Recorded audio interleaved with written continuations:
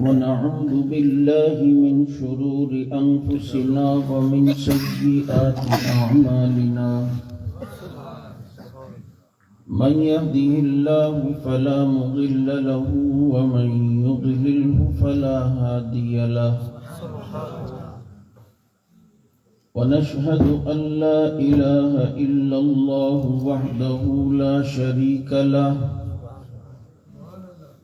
شريك له ولا نذير له ولا وزير له ولا مشير له ولا ضد له ولا ند له ولا مثال له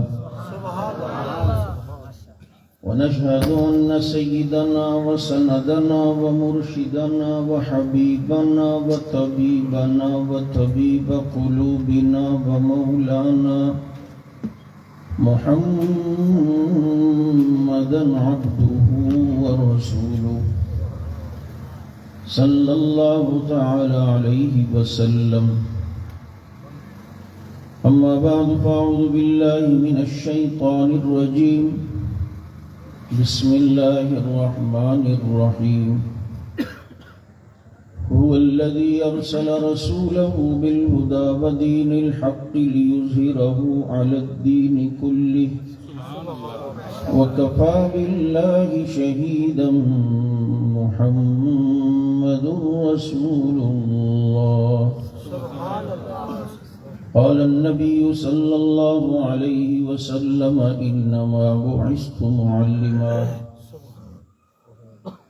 يا رب صل وسلم دائما أبدا على حبيبك خير الخلق كلهم. هو الحبيب الذي ترجى شفاعته لكل هول من الأحوال مقتحم.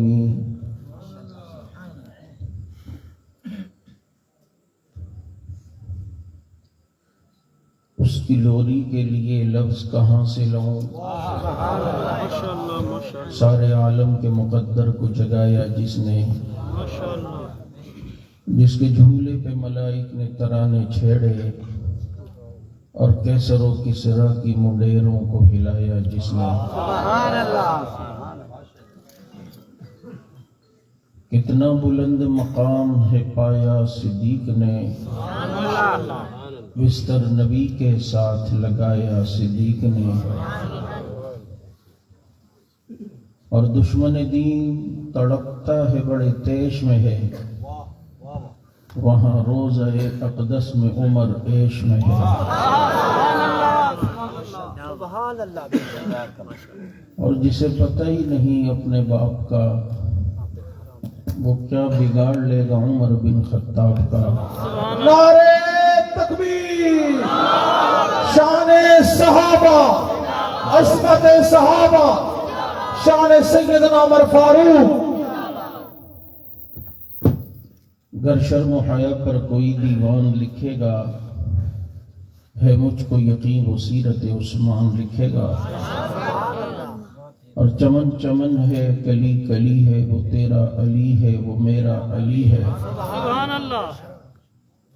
اور کسی نے کہا تھا کہ میں زمین پر معاویہ کی حکومت نہیں مانتا، تو میں نے اس کے جواب میں ایک شعر لکھنے کی کوشش کی کہ یہ زمین پر معاویہ کی حکومت نہیں مانتا. معاویہ کون ہے کہ خطوط لکھ کر آقا کی ترجمانی کر چکا، اس سے منہ موڑ کر تو نادانی کر چکا. مانتا نہیں زمین پر تو اس کی حکومت، کئی بار سمندروں پہ جو حکمرانی کر چکا. سبحان اللہ، سبحان اللہ، سبحان اللہ. اور یہ سچ ہے کہ خطرہ اغیار بہت ہے، پر کیا کریں صحابہ سے پیار بہت ہے. اس لیے کہ صحابہ کے کھاتے لگ گیا جس کا خون، لا خوف علیہم ولا هم يحزنون. درود پاک.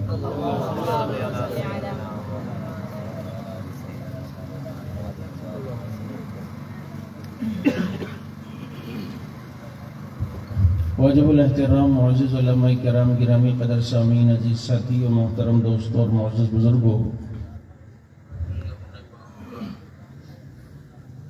ہر جگہ موسم بدلا ہوا نظر آ رہا ہے، لیکن آپ کے یہاں موسم بدلتا نہیں ہے۔ یہ ظاہری موسم کا میں نہیں کہہ رہا، بلکہ آپ کی سبحان اللہ اور ماشاءاللہ سے میں اس موسم کا کہہ رہا ہوں کہ پہلے بھی آپ پر حق نوازیت تھی، آج بھی حق نوازیت ہے۔ سبحان اللہ، سبحان اللہ، سبحان اللہ، انشاءاللہ انشاءاللہ۔ بلکہ میں ابھی کسی کو کہہ رہا تھا کہ جنوبی پنجاب ہے ہی حق نواز کا۔ سبحان اللہ، اللہ پاک قبول کر۔ ہر قسم کے یہاں جبر ہوئے، سب کچھ ہوا، لیکن الحمدللہ یہ آج بھی اسی طرح کھڑے ہیں۔ انشاءاللہ۔ ہمارے کارکنوں پر پتہ نہیں کیا کیا ستم گزرے اور کیا کیا حالات گزرے، لیکن میں ان کی استقامت کو دیکھتا ہوں تو مجھے ایک تو ان کی استقامت دیکھ کر حیران ہوتا ہوں، لیکن ساتھ ساتھ میں مجھے ان کا جواب بھی ملتا ہے کہ جو کہتے ہیں کہ صحابہ بدل گئے تھے، میں نے کہا غلام نہیں بدلے تو صحابہ کیسے بدلیں گے؟ سبحان اللہ، سبحان اللہ، جب یہ تبدیل نہیں ہوئے تو وہ کیسے تبدیل ہوں گے؟ کیونکہ صبغت اللہ، ان پر تو اللہ کا رنگ محمد نے چڑھایا تھا۔ توجہ سے آپ موڈ میں تو ذرا میں بھی پھر تھوڑا موڈ میں آنے کی کوشش کرتا ہوں۔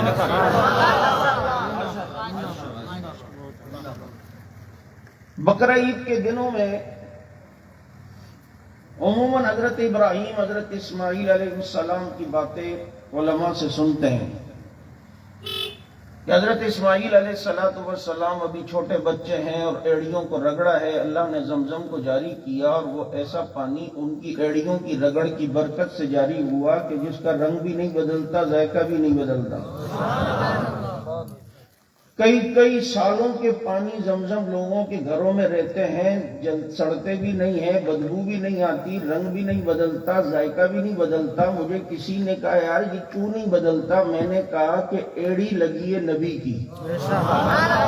سبحان اللہ، سبحان اللہ، یہ نبی کی ایڑی کی برکت ہے کہ پانی بھی نہیں بدلتا، اس کا رنگ نہیں بدلتا، اس کا ذائقہ نہیں بدلتا، کیونکہ ایڑی نبی کی لگی ہے۔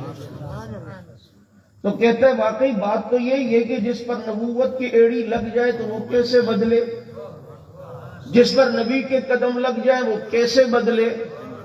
تو میں نے کہا پھر ظالم ماننا کہ اگر یہاں ذبیح اللہ کی ایڑی لگے تو وہاں پر پانی رنگ نہیں بدلتا، ذائقہ نہیں بدلتا، وہ بدلتا نہیں ہے، تو کوئی چڑھائی پہ چڑھاتے ہوئے نبی کو اٹھا کے لے کے جا رہا تھا تو حبیب اللہ کی ایڑی بھی تو اس کے سینے پہ رگڑ کھا رہی تھی،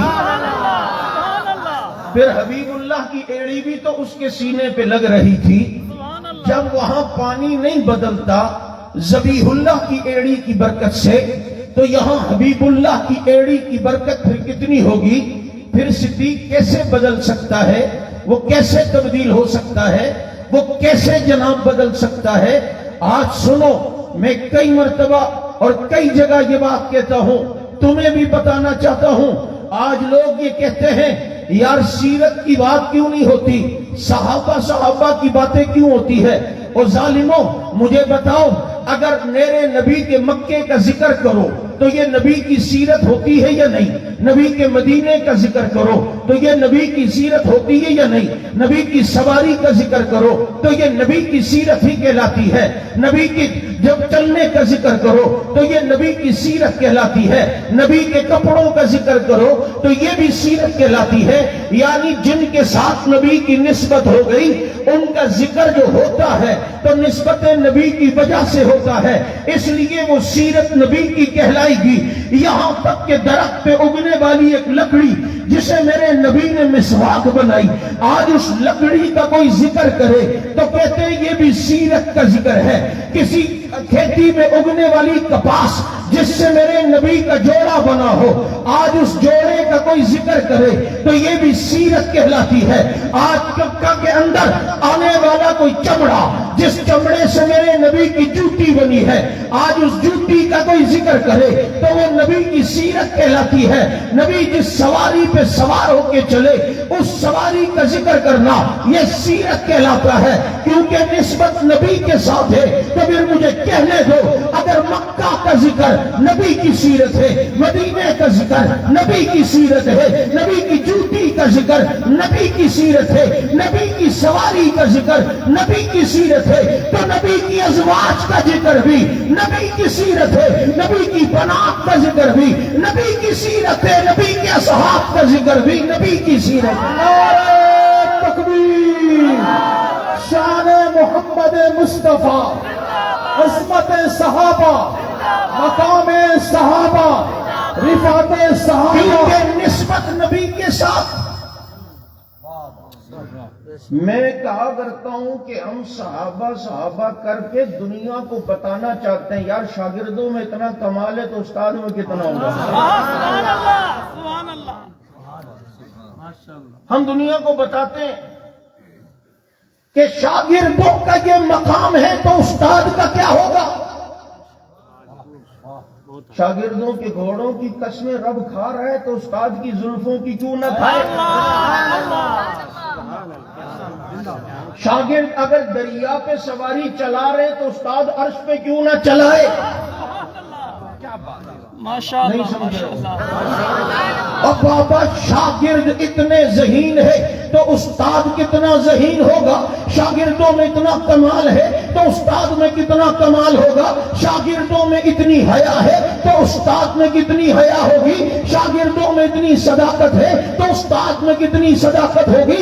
شاگردوں میں اتنی بہادری ہے تو استاد کتنے بہادر ہوگے۔ شاگردوں پر اگر اعتماد فَإِنْ آمَنُوا بِمِثْلِ مَا آمَنْتُمْ بِهِ فَقَدِ اهْتَدَوْا کے تحت کیا جاتا ہے تو استاد پر اعتماد کتنا ہوگا۔ شاگردوں کا یہ مقام ہے تو استاد کا کیا مقام ہوگا۔ تو مجھے کہنے دو کہ لوگ کہتے ہیں کہ ساری دنیا میں نبی کا تعارف کروایا ہی صحابہ نے ہے، نبی خود عجم میں نہیں آئے، عرب میں رہے، عجم میں تعارف نبی کا کرانے والے وہ میرے مصطفیٰ کا تعارف کروانے والے وہ نبی کے صحابہ ہیں۔ جبھی تو دنیا کہتی ہے کہ درخت اپنے پھل سے پہچانا جاتا ہے، آسمان اپنے تاروں سے پہچانا جاتا ہے، قرآن اپنے پاروں سے پہچانا جاتا ہے اور محمد اپنے یاروں سے پہچانا جاتا ہے۔ ماشاء اللہ، ماشاء اللہ، کیا بات ہے۔ اس کا تعارف کروانے والے وہ، یہ تو خود کچھ نہیں تھے، اب سب کچھ بن گئے، تو نگاہ کس کی پڑی تھی۔ یہ مقصد آمد بتا رہا ہوں، یہ مقصد آمد۔ نبی کے آنے کا مقصد بہترین سڑکیں، اونچی بلڈنگیں، بہترین روڈ تھوڑی تھا۔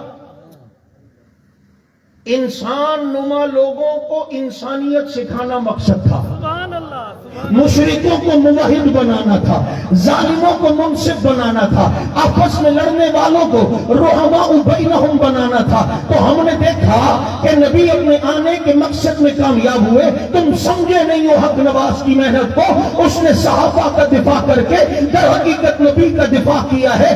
آج اگر کوئی نبی کے یاروں پر انگلی اٹھاتا ہے تو وہ یہ سمجھتا ہے کہ نبی آنے کے مقصد میں نعوذ باللہ کامیاب نہیں ہوئے، 3-4 کے علاوہ کسی کو تبدیل نہ کر سکے، 3-4 کے علاوہ کسی کو بدل نہ سکے، اس کو کہ ظالم۔ آج حاجی عبدالوہاب صاحب کے ہزاروں مرید ہیں، مولانا الیاس نے ہزاروں کو اصلاح پہ لایا، آج حکیم اختر صاحب کے ہزاروں مرید ہیں۔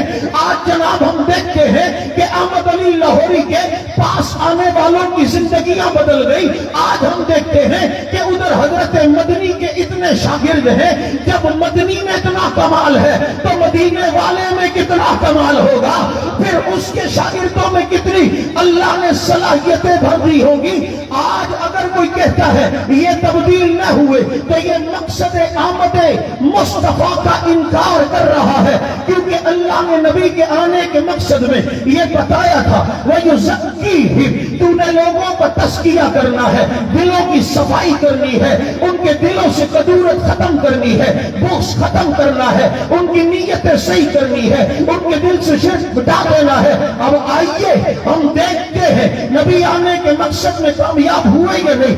نبی نے جن لوگوں پر محنت کی، جب بات ان کے دلوں کی آتی ہے تو اللہ ان کی دلوں کی گواہی کہتا وہ کہتا ہے کہ محمد تم اتنی پہ محنت کر چکے ہو کہ اللہ رب العزت نے حبب الیکم الایمان وسکن فی قلوبکم وکرہ الیکم الکفر والفسوق والعصیان، جن پر تو نے محنت کی ہے ان کے دلوں میں ایمان محبوب بنا کے ڈال دیا گیا ہے۔ اللہ ان کے دلوں کے اندر اب بغض تو کسی کا نہیں ہے، کہ ہو کیسے سکتا ہے، نگاہ نبی کی پڑی ہے تو رحماء بینہم بن گئے، یہ آپس میں محبت کرنے والے بن گئے۔ اللہ صحابہ کی نیتیں کیسی ہیں، تاکہ کیوں نہ اچھی ہو کہ محنت نبی نے کی ہے تو یبتغون فضلا من اللہ ورضوانا، اللہ کہتے ہیں کہ یہ جو کچھ بھی کرتے ہیں اللہ کی رضا کے لیے کرتے ہیں۔ او بھائی یہ تبدیل ہوئے، یہ چرواہے تھے، یہ دنیا کے امام بنے، جو بکریاں نہیں چرا سکتے تھے آج ان کے خط سے دریا بھی چلتے ہوئے نظر آتے ہیں، جو ریگستانوں پہ گھوڑے نہیں بھگا سکتے تھے آج دریاؤں پہ گھوڑے بھگاتے ہوئے نظر آ رہے ہیں، اور جو جہنم کے کنارے تک پہنچ گئے تھے اولئک هم الوارثون، آج وہ جنت کے وارث بن چکے ہیں۔ جو جہالت کی دلدل میں تھے آج سریا سلم علم کے سریا ستارے پہ پہنچ گئے، جو گمراہ تھے وہ رشد و ہدایت کے چراغ بن گئے۔ یہ کس کی نظر تھی جس نے مردوں کو مسیحا کر دیا؟ یہ بجلی کا کڑکا تھا یا سوتہا تھی؟ عرب کی زمین جس نے ساری ہلا دی۔ تیری سرائکی میں کہتا ہوں کہ لکھاں تاجور حبیبہ تیرے غلام بن گئے، چرواہے ڈرتے آ کے جگ دے امام بن گئے۔ تکبیر، شان محمد مصطفیٰ، عظمت صحابہ، مقام صحابہ، مقصد میلاد مصطفیٰ، نعرہ تکبیر۔ آنے کا مقصد وَيُزَكِّيهِمْ، ان کا تزکیہ ہو۔ سنو، میرے نبی کے بعض صفاتی ناموں میں صحابہ کی شان جھلکتی ہے۔ سبحان اللہ۔ بھائی میرے نبی کا نام بشیر ہے، خوشخبری سنانے والا۔ خوشخبریاں کسی کو سنائیے تو بشیر بنے نا، سبحان اللہ۔ نہیں سمجھے گا؟ بھائی امام کب بنتا ہے؟ پیچھے کوئی مقتدی ہو تو امام نا، اکیلا کوئی کھڑا ہو تو امام کہیں گے؟ میرے نبی معلم الکتاب ہیں، معلم ہے۔ بھائی سامنے کوئی متعلم تھے تو جب ہی تو معلم بنے نا۔ وَيُزَكِّيهِمْ، یہ نبی مزکی ہیں۔ بابا کسی کا تزکیہ کیا ہے جب ہی تو مزکی بنے۔ سبحان اللہ۔ یہ دلوں کی صفائی کے لیے آیا ہے۔ اللہ کہتے ہیں کہ نبی کو میں نے اس لیے بھیجا۔ اب نبی کو جس کام کے لیے بھیجا اس میں پورے کامیاب ہوئے یا نہیں ہوئے؟ بولو۔ یہ طبقہ کہتا ہے ہاں جی ہم بھی کہتے ہیں تزکیہ نبی نے کیا، علی کا، فاطمہ کا، حسن کا، حسین کا۔ میں نے کہا لیکن میرے عقیدے کے مطابق، تیرے عقیدے کے مطابق نہیں۔ بھائی صفائی کی ہے، توجہ، یہ مائک کے صفائی کی ہے۔ پتہ چلا پہلے مٹی تھی اس لیے اب صفائی کی ہے۔ پہلے سے صاف ہو تو اس کو صاف کرنا کہیں گے؟ میرے عقیدے کے مطابق تیرے یہاں تو یہ پیدا ہی معصوم ہوئے ہیں، جب پہلے سے معصوم ہے تو تزکیہ کس کا کیا ہے؟ یہ تو تحصیل حاصل ہے جو باطل ہوتا ہے۔ پہلے سے ایک چیز حاصل ہے پھر بھی اسے تزکیہ کہتے ہی اس کو ہیں، پہلے حالت کچھ اور تھی پھر بدل دی، پہلے کچھ اور تھے پھر بدل گئے۔ پہلے ادھر سجدہ ہوتا تھا ادھر پکارا جاتا تھا، اب حجر اسود کو بھی بوسہ دینے سے پہلے کہتے ہیں چومتا اس لیے ہوں کہ محمد نے چوما ہے۔ یہ ذہنوں کی تبدیلی اور یہ بدلے، اور میرے نبی کے آنے کے مقصد کو کہ ساری دنیا میں نبی کا دین جائے گا اور یہ دین نبی کا پھیلا. اللہ نے قرآن میں میرے نبی سے کہا الم نشرح لک صدرک ووضعنا عنک وزرک الذی انقض ظہرک. اے نبی کہ ہم نے آپ کا سینہ نہیں کھولا، اور اے نبی الذی انقض ظہرک ووضعنا عنک وزرک، آپ سے آپ کا بوجھ ہلکا کر دیا. الذی انقض ظہرک، جس نے آپ کی کمر کو جھکا دیا تھا. مطلب یہ کہ جب کسی پر بہت زیادہ کوئی ذمہ داری ہو تو کہتے ہیں یار اس کی تو کمر ہی جھک گئی ہے. یہ ایک محاورہ استعمال ہوتا ہے. اب ذرا توجہ کرنا جدوئی کے مسلمانوں، اللہ نے جو قرآن میں کہا الذی ووضعنا عنک وزرک الذی انقض ظہرک، یہ سوال لے کر تو کل جائے گا اور جا کر کسی سے پوچھنا اس آیت کا کیا ترجمہ ہے. وہ کہے گا ووضعنا عنک وزرک، اے نبی آپ سے آپ کا بوجھ ہلکا کر دیا. الذی انقض ظہرک، جس نے آپ کے بوجھ کو، جس نے آپ کی کمر کو جھکا دیا تھا. تو کوئی یار وہ بوجھ کیا تھا اور وہ کمر سے بوجھ ہٹا کیسے؟ یہ تو بتاؤ. اللہ احسان بتا رہا ہے کہ میں نے آپ کے ساتھ یہ کیا، آپ کے اوپر سے وزن ہلکا کر دیا، آپ سے بوجھ ہلکا کر دیا. جس نے آپ کی کمر جھکا دی تھی، اب توجہ کر، وہ بوجھ وہ تو شاید نہیں بتائے گا، لیکن مجھ سے سن، پھر اس کے آگے تو یہ جواب رکھنا. وہ بوجھ یہ تھا کہ اللہ میرے نبی سے کہہ چکے تھے یا ایھا الرسول بلغ ما انزل الیک من ربک، اے نبی تجھ پر جو بھی نازل ہو اسے تو نے دنیا تک پہنچانا ہے. اب بہترین سواریاں بھی نہیں تھی، سوشل میڈیا بھی نہیں تھا. یہاں ایک بات ہو اور کروڑوں لوگوں تک بات پھیل جائے. اور چونکہ نبی بھی پوری دنیا کے ہیں، باقی نبیوں کو دیکھو تو کوئی علاقے کا نبی، کوئی بستی کا نبی، کوئی گاؤں کا نبی، کوئی قریے کا نبی، کوئی شہر کا نبی.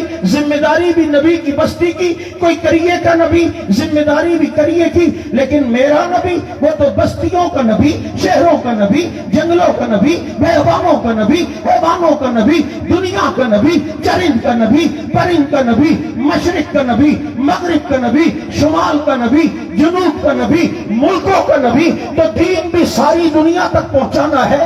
اب سوچتے ہیں پیغمبر یہ دین جائے گا کیسے، دنیا تک پہنچے گا کیسے؟ آپ کا مدرسہ ہو، آپ اکیلے ہی ہو، اہتمام بھی آپ نے کرنا ہے، چندہ بھی آپ نے کرنا ہے، ناظم تعلیمات بھی آپ بھی ہیں، تو آپ پر بڑا بوجھ ہوگا. لیکن آپ کو با اعتماد عملہ مل جائے تو آپ کسی کو ناظم تعلیمات بنا دیتے ہیں، کسی کو سفیر بنا دیتے ہیں. با اعتماد عملہ ملے تو بوجھ ہلکا ہو جاتا ہے. یوں ہی میرے نبی کو ایسے ساتھی ملے جو دور سے آتے گئے، آ کر دنیا پہ چھاتے گئے. ادھر حبشہ سے بلال آیا، دین حبشہ تک گیا. فارس سے سلمان آیا، دین فارس تک گیا. روم سے صہیب آیا، دین روم تک گیا. افغانستان سے عبد الرشید آیا، دین وہاں تک پہنچا. پوری دنیا سے صحابہ آتے گئے، محمد سے دین لے کے چھاتے گئے. جب نبی نے صحابہ کے ذریعے ساری دنیا میں دین پھیلے ہوئے دیکھا تو وَوَضَعْنَا عَنْكَ وِزْرَكَ الَّذِي أَنقَضَ ظَهْرَكَ. کیا بات ہے، ماشاءاللہ. یہ ساری دنیا میں دین نبی کا لے کے کون گئے؟ صحابہ. اور عجیب بات، اللہ کہتے ہیں یا ایھا النبی حسبک اللہ ومن اتبعک من المؤمنین. اے نبی آپ کے لیے اللہ کافی ہے اور آپ کے لیے آپ کے صحابہ کافی ہے. ما فوق الاسباب اللہ کافی، ما تحت الاسباب صحابہ کافی. تو بدر میں آئے گا، فرشتے بھیج کر تیرا رب مدد کرے گا، نیچے تلواریں چلا کر تیرے یار مدد کریں گے. اسباب کے درجے میں یہ کافی. یہ کیسے کافی تمہیں بتاؤں. اسباب کے درجے میں اب اللہ نے قرآن میں نبی کو سورج کہا ہے نا، وَسِرَاجًا مُنِيرًا. سورج جب صبح کو نکل رہا ہوتا ہے، طلوع ہو رہا ہوتا ہے، تو اس کی کرنیں نہیں ہوتی نا ساتھ، تو ہر ایک منہ آنکھیں پھاڑ کے دیکھ سکتا ہے. جو غصے سے دیکھنا چاہے وہ غصے سے بھی دیکھ سکتا ہے. لیکن 11-12 بجے جب سورج اپنی پوری کرنوں کے ساتھ جوبن پہ ہو، اب کوئی آنکھ دکھا سکتا ہے؟ نہیں سمجھے ہو میں کہا اللہ. اب کوئی آنکھ دکھا سکتا ہے؟ اب اگر آنکھیں دکھائے گا اس کی کرنیں اس کی آنکھوں کو نہ کہیں نکال دیں. میرے نبی بھی جب فاران کی چوٹی سے طلوع ہوئے نا اکیلے اور قوم کو جمع کیا, سبحان اللہ. میں نے کبھی جھوٹ بولا کہا نہیں, کبھی غلط بیانی کرنی, مجھے سچا پایا جھوٹا کا سچا. اب جو بات کر رہا ہوں وہ بھی سچ ہے. قولوا لا الہ الا اللہ تفلحوا. اللہ کو الہ معبود, مشکل کشا, حاجت روا, بگڑی بنانے والا, اولاد دینے والا, دکھ درد دور کرنے والا, بچے بچیاں دینے والا, لام الغیوب, ہر جگہ موجود, کارساز و دستگیر, مان لو کامیاب ہو جاؤ گے. ابھی کرنے نہیں ہے نا تو کسی نے تب اللہ کا یا محمد کہہ دیا, نعوذ باللہ. کسی نے پتھر مار دیا, کسی نے کیا کہا, کسی نے کیا. مکہ میں بھی ابھی کرنے کم ہے, کسی نے کیا کہا, کسی نے کیا کہا. نبی دعوت دے رہے ہیں اور کہہ رہے ہیں بھائی کبھی جھوٹ بولا گا نہیں تو اب جو بول رہا ہوں یہ بھی جھوٹ. کوئی بھی نہیں مانا, کوئی ایمان نہیں لایا. ذوق میں ہو نہیں ہو, ختم ہو گیا. سبحان اللہ, سبحان اللہ, سبحان اللہ. میں کبھی ایسی تقریر یہاں کچھ ہو, آپ کی سرائکی ساتھی مجھے کہتے ہیں شب کے وقت کے مارندہ ہے, تو میرے پاس تو شب کے وقت ہی ہیں. بھائی آپ کی اگر سرائکی کی ٹانگیں توڑوں ناراض نہیں ہونا, پھر جوڑ دینا. یار نبی نے اعلان کیا سب کوئی. مجھے کسی نے کہا مولوی صاحب عجیب بات نہیں ہے, فاران کی چوٹی پہ نبی کھڑے ہوئے بات کی, یار ایک بھی نہیں مانا وہاں, کوئی ایک بھی کلمہ نہیں پڑھتا. میں نے کہا رب نے پڑھنے نہیں دیا, اللہ ترتیب اللہ خراب نہیں کرنا چاہتا تھا.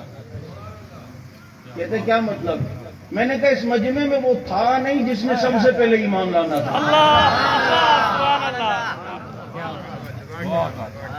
ورنہ لوگ کہتے جی دیکھو نا پہلے تو وہ ہے, کہا نہیں پہلا وہ نہیں, پہلا وہ ہے جس کا نام ہی ابو بکر ہے. سبحان اللہ, سبحان اللہ. جس کے نام میں ہی با کاف را آتا ہے, اور عربی میں با کاف را کا مادہ جہاں آئے وہ پہل کے معنی میں ہوتا ہے. دیکھنا صبح کو اللہ اکبر. محمد مصطفیٰ عظمت سیدنا صدیق اکبر. یہ عجیب رنگ کا نظام بات چلی تو بتا دوں. صدیق کی صداقت, ترتیب, امامت, اللہ نے ماحول ایسے نہیں بنائے کہ کوئی اعتراض کرے اس کی صداقت پر یا امامت پر یا اس کی کسی بات پر. اسی لیے دیکھو میرے نبی کبھی ایسا ہوا سفر پہ گئے, حضرت علی رضی اللہ عنہ کو بھی وہاں ٹھہرایا کہ تم یہاں رہو.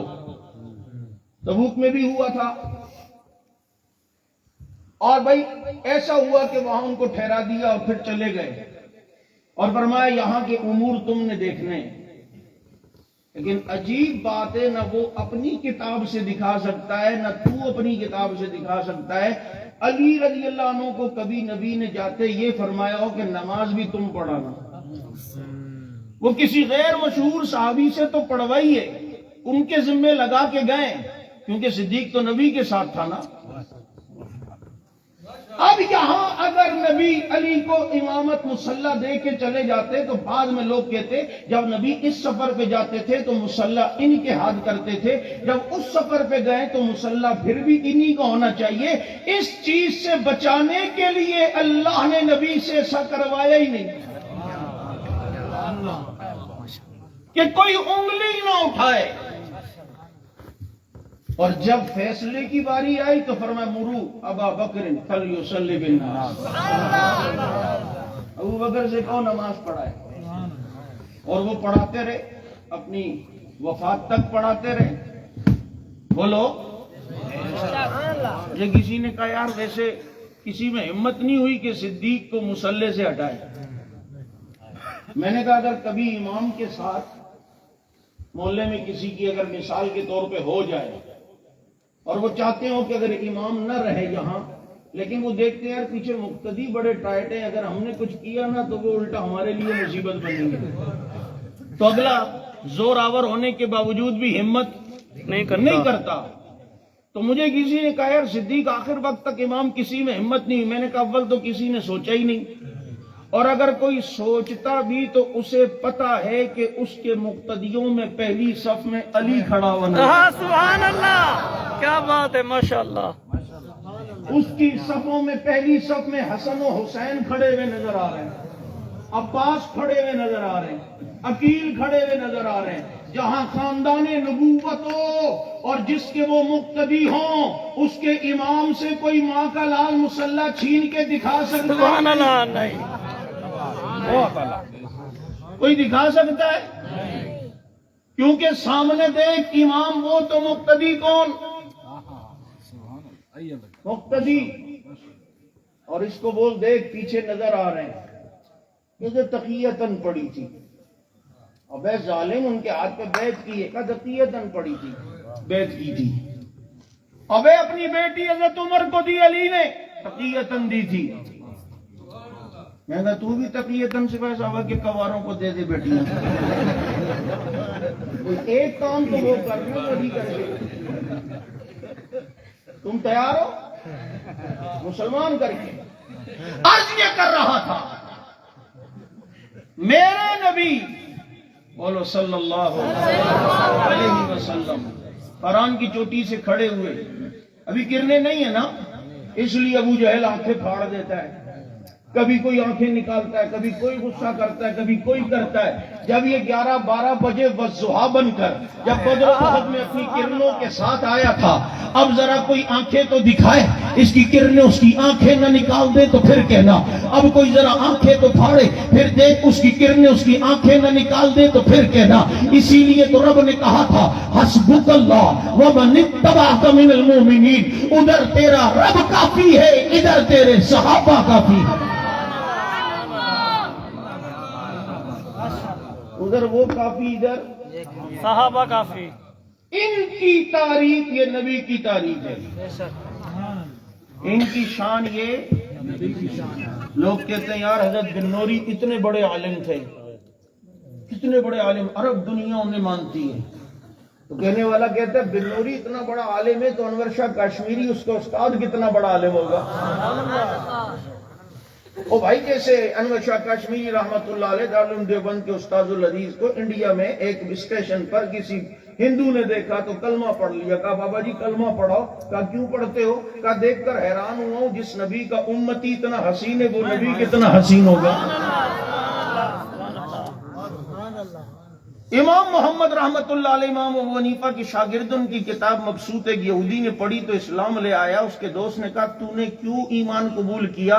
کہتا ہے یار میں حیران ہوا ہوں، مسلمانوں کے چھوٹے محمد کا اتنا علم ہے تو بڑے محمد کا کتنا علم ہوگا. یہ تو بعد والوں کو دیکھ کر لوگ نبی کو جان رہے ہیں اور نبی پر ایمان لا رہے ہیں، اور براہ راست جن پر کرنیں ہی نبی کی پڑی ہوں، براہ راست جن پر کرنا ہی نبی. آج مولوی صاحب کہہ رہے تھے نا کہ جناب نبی کے مرید کون؟ نہیں سمجھے یار، یہ کتنے خوش نصیب ہیں. آج پتہ ہے اگر کوئی بندہ بڑا نیک وکار و متقی پرہیزگار ہو تو لوگ کہتے ہیں یار یہ کتنا پرہیزگار ہے، تو کہتے ہیں یار اپنی مرشد کی نگاہوں میں، اپنے پیر کی نگاہوں میں، یہ پہ اپنے پیر کی نظر ہے. تو کہتا ہے مجھ پہ میرے مرشد کی نظر ہے، مجھ پہ میرے پیر کی نظر ہے. اور قرآن کہتے ہیں وَلَا تَعْدُ عَيْنَاكَ عَنْهُمْ، اے نبی اپنے یاروں سے نظریں نہ ہٹانا تاکہ یہ کہہ سکے ہم پہ محمد کی نظر ہے. وَلَا تَعْدُ عَيْنَاكَ عَنْهُمْ، ہوئی یہ آیت ہلا دیتی ہے. اس لیے میں کہتا ہوں قرآن صحابہ کو تاریخ سے نہیں قرآن سے پڑھ. میں اس دن فاروقی صاحب کو کہنے لگا میرا دل چاہتا ہے اس انداز کی تقریریں چھوڑ کے ٹیبل پہ قرآن رکھا اور قرآن کھول کھول کے میں صحابہ دکھاؤں، میں بتاؤں یہ ہیں وَلَا تَعْدُ عَيْنَاكَ عَنْهُمْ. یہ ان کی کتنی بڑی عظمت ہے کہ اللہ نبی سے کہہ رہے ہیں نبی ان سے نظریں نہ ہٹانا، انہیں اپنی نگاہوں میں رکھنا. ہاں آپ ان کے پیر ہیں، مرشد ہیں. لوگ بعد میں آنے والے کہیں گے مجھ پر میرے پیر کی نظر ہے، یہ فخر سے کہیں گے ہم پر امام الانبیاء کی نظر ہے۔ اتنی نگاہ میں 30-40 ہزار کا لشکر ہے تبوک میں، کتنا نگاہوں میں رکھتے تھے۔ اس لشکر میں نبی فرماتے مجھے ابو ذر نظر نہیں آ رہا، ابو ذر نظر نہیں آ رہا۔ تو دیکھا دور سے ایک نقطہ نمودار ہوا، قریب آتے آتے جب وہ قریب آئے تو وہ ابو ذر تھے۔ کہا پیچھے رہ کے کہا کہ میری اونٹنی گر گئی اور بیمار ہو گئی، بڑی کوشش کی نہیں تو پھر میں اونٹنی کو وہیں چھوڑ کے پیدل آ گیا۔ فجر کی نماز ہوتی ہے، صحابہ بیٹھ جاتے ہیں، نبی نے دیکھا ابو دجانہ رضی اللہ عنہ اٹھ کے جا رہے ہیں، کیونکہ نگاہ میں رکھا ہے نا۔ بے شک بے شک۔ 2-3 دن دیکھا ابو دجانہ کو، روک لیا، ایک دن کہا ابو دجانہ سارے بیٹھتے تم صبح فجر پڑھ کے فوراً جاتے ہو کیوں؟ کہا کہ بات یہ ہے میرے گھر کی دیوار یہودی کے گھر کے ساتھ ہے، اس کے گھر میں کھجور کا درخت ہے، اس کی شاخیں میرے گھر پہ بھی آئی ہوئی ہیں، رات کو ہوائیں چلتی ہیں تو کھجوریں میری گھر میں بھی کچھ گر جاتی ہیں میرے آنگن میں، میرے چھوٹے چھوٹے بچے، مجھے ڈر ہوتا ہے کہ ایسا نہ ہو وہ اٹھ جائیں اور اٹھ کے وہ کہیں کھجوریں نہ کھا لیں بغیر اجازت، ایسا نہ ہو کہ کھجوریں غصب نہ کر لیں، کھجوریں ناجائز طریقے سے نہ لے لیں، کھجوریں ناجائز طریقے سے حاصل نہ کر لیں، تو میں جلدی سے ان سے اٹھنے سے پہلے جاتا ہوں، ان کھجوروں کو جمع کرتا ہوں، اور جو مٹھی بھر کھجور جمع ہوتی ہے وہ جا کے یہودی کو دے کر آتا ہوں، بھائی تیرے درخت کی ہے اور یہ تیرے درخت کی کھجور، یہ تیرا ہی حق بنتا ہے، کیونکہ تیرا ہے تو تیرا حق بنتا ہے، تیرا ہے تو تیرا حق بنتا ہے۔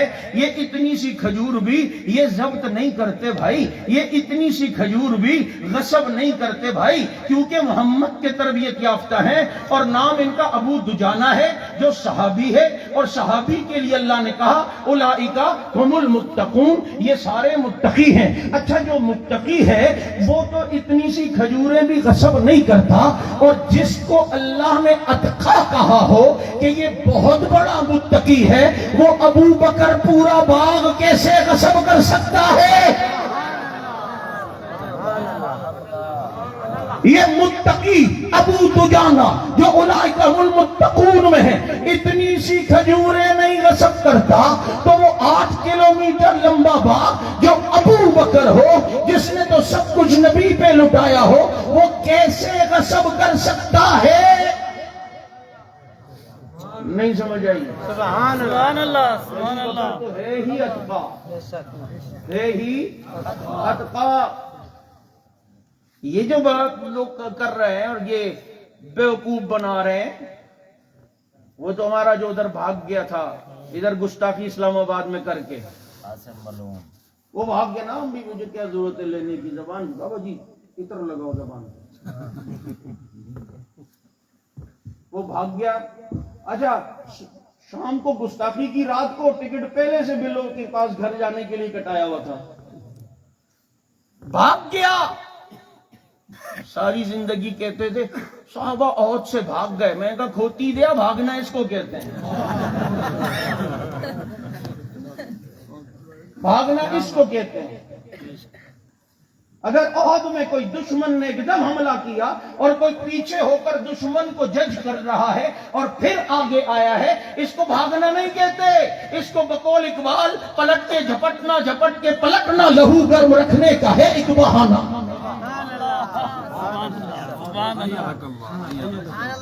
یہ تو کوئی سوچے تو صحیح، احد کی جنگ میں دشمن کو صحابہ نے حمراء الاسد تک بھگایا تھا،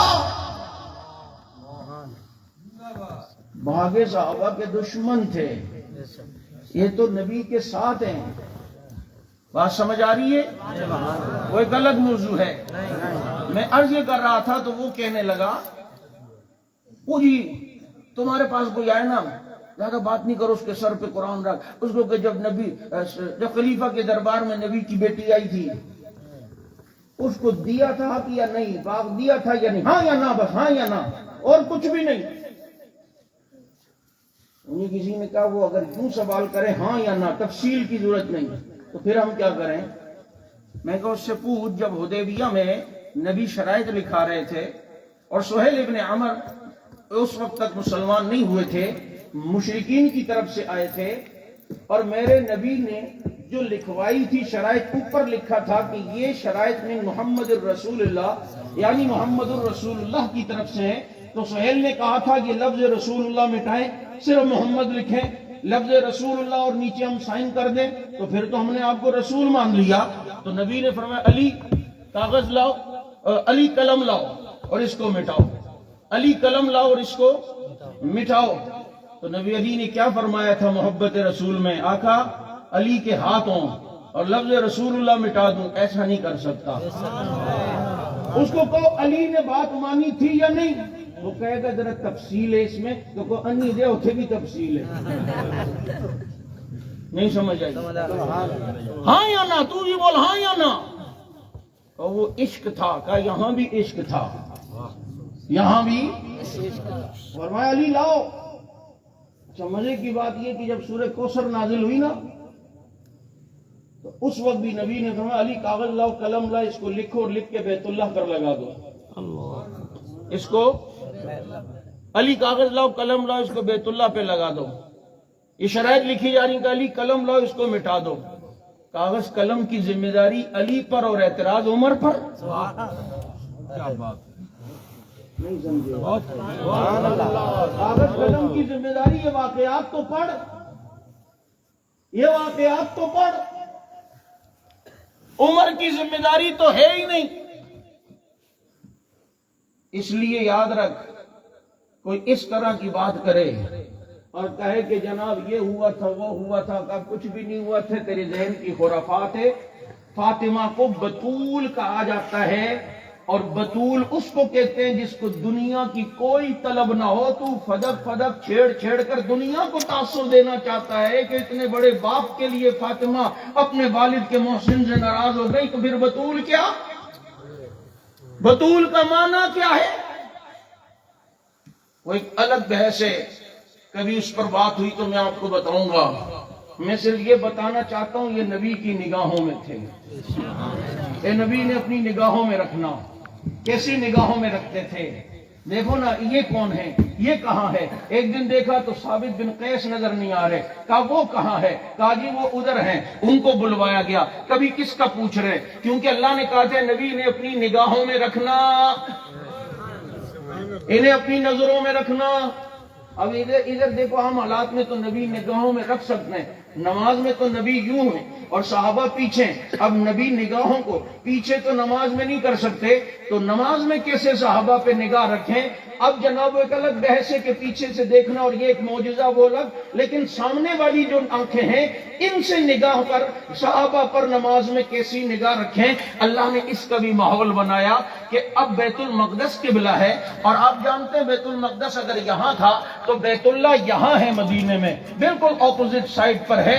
چنانچہ میرے نبی 4 رکعت نماز پڑھا رہے، 2 رکعتیں ہوئی، 2 رکعتوں کے بعد نبی نے قرآن آ گیا، فولی وجہ کا شطر المسجد الحرام، اے نبی اپنا چہرہ کعبے کی طرف پھیر دیں۔ اب ذرا توجہ کرنا، نبی آگے نماز پڑھا رہے ہیں، پیچھے صحابہ نماز پڑھ رہے ہیں، ادھر 2 رکعتوں کے بعد حکم آیا کہ بیت اللہ کی طرف نگاہ کر لو۔ اب نبی نے یوں ہی چہرہ پھیرا کہ نبی کا چہرہ بیت اللہ کی طرف بھی ہو گیا، نبی کا چہرہ حزب اللہ کی طرف بھی ہو گیا۔ سبحان اللہ، سبحان اللہ، بیت اللہ کی طرف بھی اور حزب اللہ کی طرف بھی، حزب اللہ کی طرف بھی۔ یہ ہے وہ نبی نے جن کے آنے کے بعد محنت کی اور خدا کی قسم انہیں عروج دیا۔ مقصد آمد مصطفیٰ جو تھا اس میں نبی کامیاب ہوئے یا نہیں؟ آج علماء، کل یا پرسوں میرا کہیں پروگرام تھا، ایک مولوی صاحب بیان فرما رہے تھے،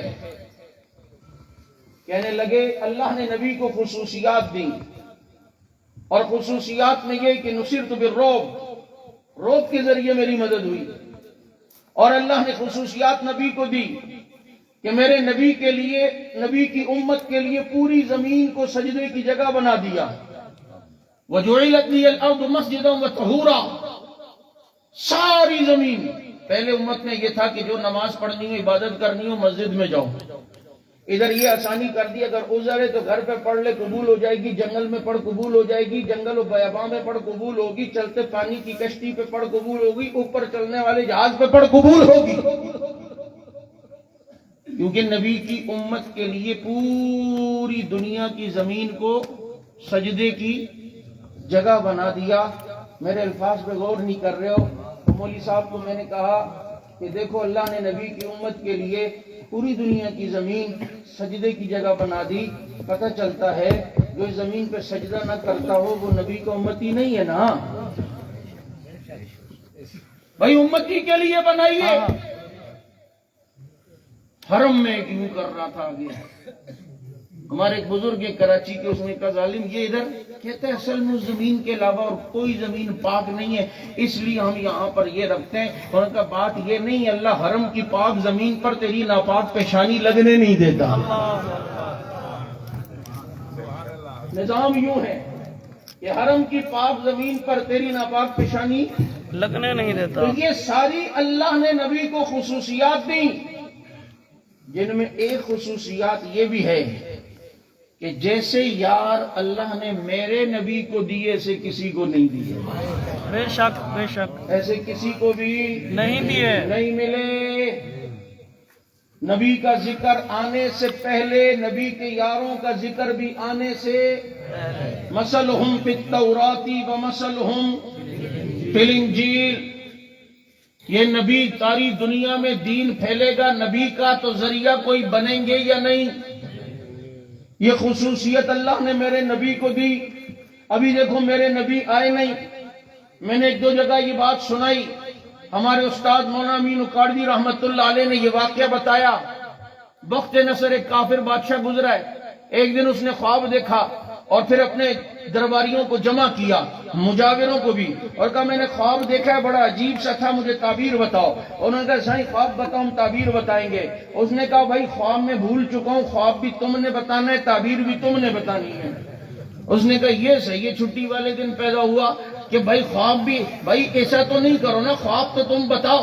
اس نے کہا ویسے تم بڑے غیب دانی کے دعوے کرتے ہو کہ یہ ہونے والا ہے، یہ ہونے والا ہے، میرے نذرانے تم لیتے ہو، آج پتہ چلے گا تم کتنے غیب دان ہو، تم کتنے پانی میں ہو۔ اب مجھے 3 دن کے اندر خواب اور تعبیر نہ ملی، میں تمہاری گردن اڑا دوں گا۔ اب سارے پریشان، یہ بات پھیلی، پھیلتے پھیلتے گئی اور ساری جگہ گئی، جیل میں بھی گئی۔ تو جیل میں اس وقت اللہ کے ایک نبی قید تھے جن کا نام حضرت دانیال علیہ السلام تھا۔ حضرت دانیال کو پتہ چلا، انہوں نے جیل سپرڈنٹ سے کہا کہ تم اس سے کہو اگر چھوڑتا ہے تو میں خواب اور تعبیر بتاتا ہوں کہ میرے رب نے مجھے بتا دی ہے کہ اس نے کیا خواب دیکھا تھا، اس کی تعبیر کیا ہے، کیونکہ نبی کا رب سے کانٹیکٹ اور تعلق ہوتا ہے۔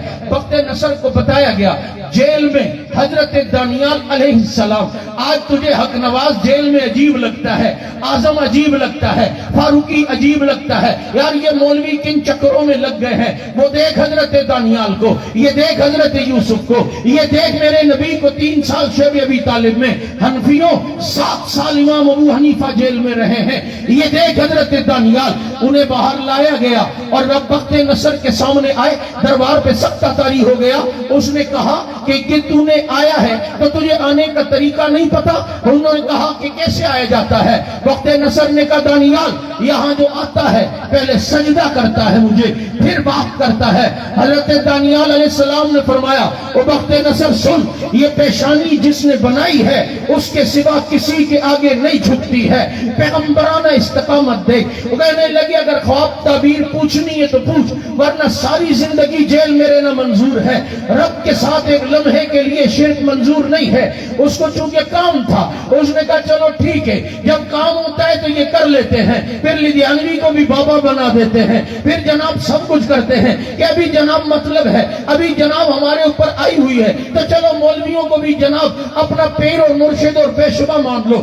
اس نے کہا کہ تعبیر اور خواب بتا سکتے ہو؟ کہا کیوں نہیں بتا سکتا؟ کہا کیا میں نے خواب دیکھا تھا؟ میں بھول چکا ہوں۔ حضرت دانیال نے فرمایا تو نے ख्वाब में एक पत्थर देखा, तूने देखा कि तूने एक बुत देखा, तूने देखा वो बुत जिसका सर सोने का है, सीने तक वो बुत चांदी का है, घुटने तक वो बुत तांबे का है, टखनों तक वो बुत लोहे का है, पांव उसके मिट्टी के हैं। उसे ख्वाब याद आने लगा। उसने कहा हाँ आगे भी देखा था। हजरत दानियाल ने फरमाया फिर तूने देखा कि आसमान से एक पत्थर आया जिसने इस बुत को टुकड़े टुकड़े कर दिया, रेजा रेजा कर दिया, चिकना चूर कर दिया। उसने कहा हाँ ये भी देखा था, आगे भी कुछ देखा था। हजरत दानियाल अलैहिस्सलाम ने फरमाया फिर तूने देखा कि आसमान से जो पत्थर आया वो आहिस्ता आहिस्ता फैलने लगा। बुत को तोड़ने के बाद वो पत्थर फैलने लगा। फैलते फैलते तूने देखा कि दुनिया में वो पत्थर फैल चुका है। उसने कहा हाँ फिर मेरी आंख खुल गई थी। इसकी ताबीर क्या है? हजरत दानियाल अलैहिस्सलाम ने फरमाया ताबीर फिर ये है कि मुख्तलिफ रंग और नस्ल के लोग आएंगे, मुख्तलिफ अकीदों के लोग आएंगे, लेकिन आखिर में एक ऐसा नबी आएगा जो आसमानी ऐसी किताब लाएगा जो हर बातिल को टुकड़े टुकड़े करेगी, हर बातिल की मलिया मैट करेगी। और जैसे आहिस्ता आहिस्ता तूने पत्थर को फैलते देखा, उस नबी का दीन भी सारी दुनिया में फैले हुए दुनिया देखेगी, दुनिया देखेगी। और जताई के मुसलमानों फिर मेरे नबी आए, आसमान से किताब लाए, बातिल के बुत टूटे, सहाबा की जमात तैयार की, आहिस्ता आहिस्ता उस पत्थर की तरह दीन फैलने लगा। मेरे नबी दुनिया से गए, 9 लाख मुरब्बा मील तक दीन फैल चुका। हजरत सिद्दीक दुनिया से गए, अब 11 लाख मुरब्बा मील तक दीन फैल चुका। हजरत उमर दुनिया से गए, 22 लाख मुरब्बा मील तक इस्लाम फैल गया। हजरत उस्मान दुनिया से गए, 44 लाख मुरब्बा मील तक इस्लाम फैला। हजरत अली दुनिया से गए, इसी 44 लाख की हिफाजत करके गए। फिर आया दौर मुआविया का, तो ये दीन 65 लाख मुरब्बा मील तक चश्मे फलक में फैला हुआ देखा। उस ख्वाब की अगली तस्वीर अगर दुनिया ने देखी, जरिया मेरे नबी बने हैं और दौर दुनिया मीरे मुआविया का जानती है। नारे तकबीर, कुफ्र पे हाविया, कुफ्र पे हाविया, कातिबे कुरान सैयदना अमीर मुआविया 65 लाख मुरब्बा मील के करीब जो दीन को इतना फैला है। तू इसकी अजमत नहीं समझता? इसकी अजमत के समझने के लिए हक नवाज का मुरीद बनना पड़ता है, जेलम के पलंबर का नहीं बनना पड़ता। वो जो जहन्नम का जहलम का जो पलंबर जबान है, इंजीनियर, मैंने कहा इंजीनियर नहीं पलंबर, उसे इंजीनियर कहना ऐसा है जैसे खतना करने वाले को कोई सर्जन कहना शुरू कर दिया। अंदर बैठ के इतशई कोई नहीं, उतर जरा बाहर आ, फिर दसेंगे कि शय है या नहीं है। हाँ फिर तुझे पता चलेगा। फिर बिशर्ते शई ला, बिशर्ते शई सारी आएगी सामने, फिर तू शय वे सब भूल जाएगा। अल्लाह पलट के देखो जालिम, तमन्ना हम भी रखते हैं, अगर तू संगे मर मरे तो पत्थर हम भी रखते हैं। उधर बैठ के से इधर आओ ना, सामने आओ, बात हजरत मुआविया और साहबा पे आओ, फिर सामने फिर जरा जेलम की एकेडमी से निकल के बाहर आ, फिर पता चलेगा कि दिल जलों को पड़ा फलक से काम नहीं, जला के राख न कर दे साहबा के गुलाम नहीं। नारे तकबीर, काबिल उलमाए देवबंद जिंदाबाद, सर बकफ सर बुलंद देवबंद, सर बकफ सर बुलंद देवबंद। जिसको देख हजरत मुआविया और इतनी ज्यादा डंडी मारते हैं, इतनी डंडी, और ये हमारे लोगों को, नौजवानों को पता नहीं है कि वो कहां डंडियां मारते हैं। हम तो खाली देखते हैं स्क्रीन पर उसने ये दिखाया, सामने बिठाना फिर दिखाए, फिर हम उसे बताएं, हम ऐसे मुतासिर हो जाते हैं। कहां ईमान तुम्हारा? तुम सहाबा इकराम को तारीख से देखते हो, हम सहाबा को कुरान से देखते हैं। सुभान अल्लाह, सुभान अल्लाह। धोखों में नहीं आया करो। ये ला तकरबु सलाह पढ़ते मान तुम सुकारा नहीं, इतना बड़े धोखे। یہ کسی نے کہا یار آپ کی کتاب میں نہیں ہے کہ اللہ کے نبی نے فرمایا کہ معاویہ کو میرے منبر پہ دیکھو تو قتل کر دو؟ میں نے کہا ہے، پھر کہتا ہے پھر بھی تم معاویہ کو مانتے ہو، ان کے نام کے جلوس کراچی میں نکالتے ہو؟ میں نے کہا بات سن۔ کہتے کیا؟ میں نے کہا نبی نے فرمایا عبد الرحمن فی الجنہ، عبد الرحمن جنتی ہے، اور عبد الرحمن نے حضرت علی کو شہید کیا۔ کہتے مولوی صاحب دھوکہ نہ دو، جس عبد الرحمن کو نبی نے جنتی کہا وہ عبد الرحمن ابن عوف ہے، اور جس نے حضرت علی کو شہید کیا وہ عبد الرحمن ابن ملجم ہے۔ تو میں نے کہا کھوتی دیا، معاویہ بن ابی سفیان الگ ہے، معاویہ بن یابو الگ ہے۔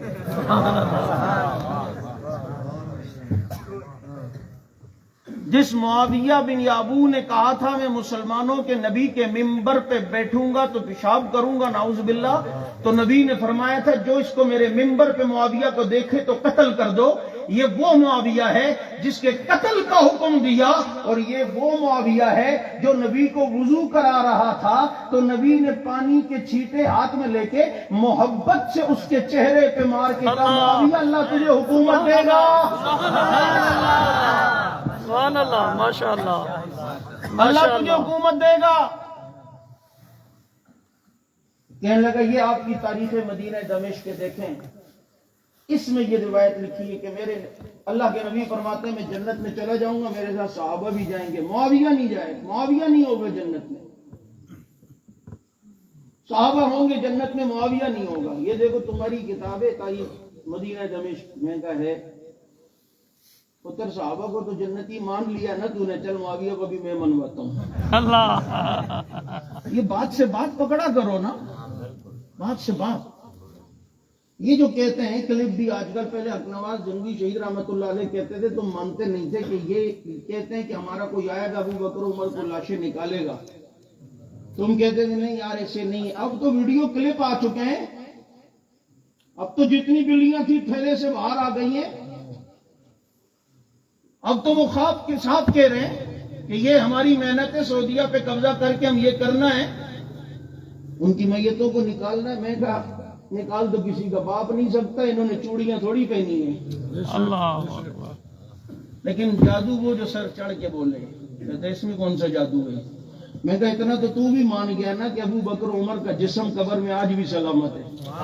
اللہ اکبر، اللہ اکبر، نہیں سمجھے گا یار، 1400 سال گزر گئے، جسم سلامت ہے، تو کہتے ہیں نکالے گا تو جسم محفوظ ہوگا تو نکالے گا نا۔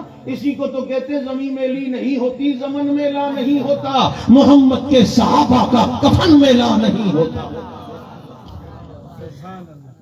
کہتے ہیں ہاں یار یہ تو سوچا ہی نہیں، میں کو اوپر سے سوچے تو سوچے نا، تو سوچتا ہی کہیں اور سے، ادھر کھوپڑی سے، تمہاری مرضی ہے جہاں جاؤ۔ کہتے ہیں ہاں یار یہ تو جسم سلامت ہے، خراب نہیں ہوا۔ میں کہا یہ ہو ہی نہیں سکتا خراب۔ کہتے کیسے؟ میں کہا بادشاہ نے خواب دیکھا، تعبیر سمجھ نہیں آئی تو کسی سے بڑی نہیں بتایا، تو کسی نے کہا کہ جیل میں قیدی یوسف تعبیر بتائے گا، حضرت یوسف علیہ السلام کو بلا جا کے پوچھا، انہوں نے کہا کہ تعبیر یہ ہے کہ 7 سال خوب گندم کاشت ہوگی، 7 سال قحط ہوگا، 7 سال جو گندم کاشت کرو نا تو اس سے ذخیرہ کرو تاکہ بعد کے 7 سالوں میں کام آئے۔ تو بادشاہ نے کہا یوسف یہ 7 سال میں گندم خراب نہیں ہوگی، اس کو کچھ بھی نہیں ہوگا، یہ خراب نہیں ہوگی۔ تو حضرت یوسف علیہ السلام نے فرمایا نہیں ہوگی، میرے پاس اس کا حل ہے۔ کہا کیا حل ہے؟ کہا گندم کو خوشے میں رہنے دو، جب تک گندم خوشے میں رہے تر و تازہ رہتی ہے۔ میں نے کہا گندم اگر خوشے میں ہو تو اسے کچھ نہیں ہوتا، ہمدم اگر روزے میں ہو تو انہیں بھی کچھ نہیں ہوتا۔ وہ اگر خوشے کے خول میں ہو اسے کچھ بھی، اور ہمدم روزے کے خول میں ہو تو انہیں بھی کچھ نہیں ہوتا، الحمدللہ۔ کیا خوش نصیبی ہے، نبی کے ساتھ سو رہے ہیں یار۔ ابھی انشاءاللہ قریب میرے عمرے کا سفر ہے، دعا کریں اللہ قبول فرمائے۔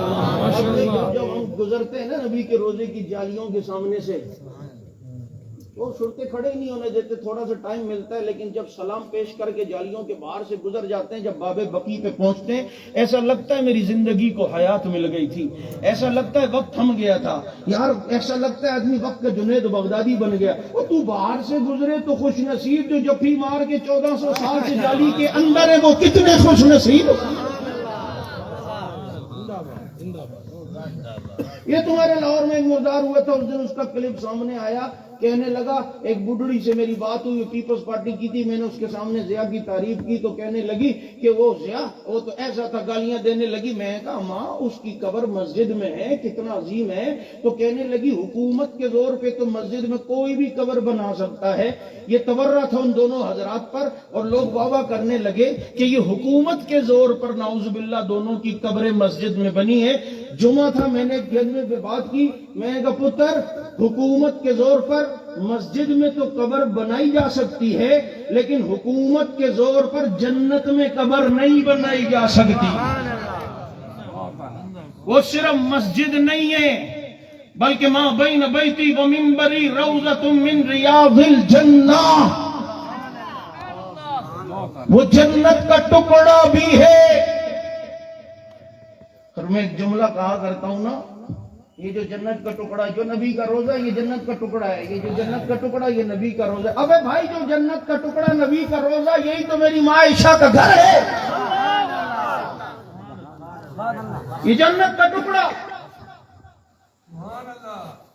مولوی صاحب نے بیان کیا جمعے میں جنت ماں کے قدموں کے نیچے، بندہ چلا گیا ماں کے قدموں کے نیچے جنت ڈھونڈ رہا ہے، واپس آ گیا، مولوی صاحب میری ماں کے قدموں کے نیچے تو جوتی ہے،